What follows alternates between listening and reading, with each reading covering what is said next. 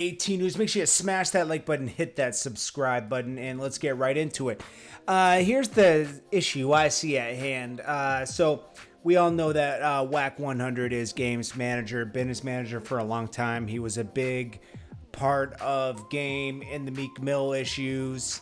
Wack100. That's when we really saw Wack100 crack out of his shell. We saw him behind the scenes with Ray J and, Death Row stuff back in the day.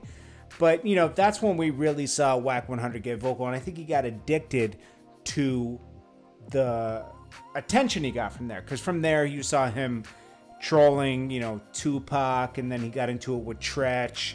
Got into it with Bosco. Got into it with, very public problems with people online. He was like acting like Tekashi was in a way, except, before Tekashi, and he actually is a gang member. Okay. So like, he's not like, he actually has people behind him and everything. He's very tied in LA. But here's the thing where I have a problem. Okay. The Tupac thing was weird, but Tupac's been gone long enough, and, the Outlaws spoke up on it. Tread spoke up on it. And people voiced their opinion. Not many people were really speaking up on the Nip thing. He's comparing him to a Popeye sandwich, very disrespectful. And he just doubled. He first started saying certain things on a private call with somebody. It got leaked. Then Big U kind of checked. If you don't know who Big U was who Nipsey was signed to when he first got in the game. Helped him get started and everything. And then and Wack100 claims to be a part of that, but I remember Johnny Shipes, Big U, and Steve Lobel really pushing it. And the game also took him on his first tour. Okay.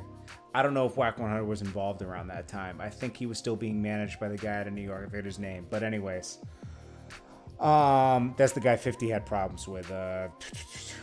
Sorry, I'm drawing a blank. You know what I know. I'm sorry, it's late. But anyways, why isn't the game speaking up on Nip's behalf? That's his manager. He could easily say something publicly, because think about it. He's been him and YG have probably been the most vocal since he's passed as far as being rappers. He even named his new label Prolific Records, got away from Black Wall Street, running with that name. If he really stands up and wants to honor him, he should defend him when someone like Wack100 is comparing him to a Popeye sandwich and, saying that, everyone's big on him now, but where were they before? It showed you where he was going. A lot of people jumped on the bandwagon when it was too late, but it showed you where Nip was headed, what direction he was headed in. I don't know. I think he should. I think Game should speak up, especially because he's so close to Wack100. What do you guys think? Is Game? A lot of people are reacting, saying that's a good question. Game is a troll. Someone else said Wack is a factor and Game is not. Simple as that. Of course, he doesn't like Wack's opinion. I'm reading this from Boxton. Let's see. Isn't that his manager? This is the person that helps him get money, manages funds. Someone else says Wack100 has his hands in Game's pocket. His comes off, who will expose you in a minute if you fall out with him. Someone said Game is phony. This is what other people, he'll diss you, apologize, and then try to be your friend after. Same thing he did with Meek. There was no reason behind the whole Meek Mill thing. No real reason. And all of a sudden they're friends again. But then he was calling him a rat before. If I was Meek, I wouldn't even be cool with him. But Meek Mill is on a different path after, having his freedom stolen from him so many times. I don't know.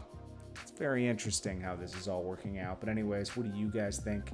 This is Jordan Tower with JT News, and I'll check you guys in the next one. Tell me what you guys think below. Let's have a discussion about this.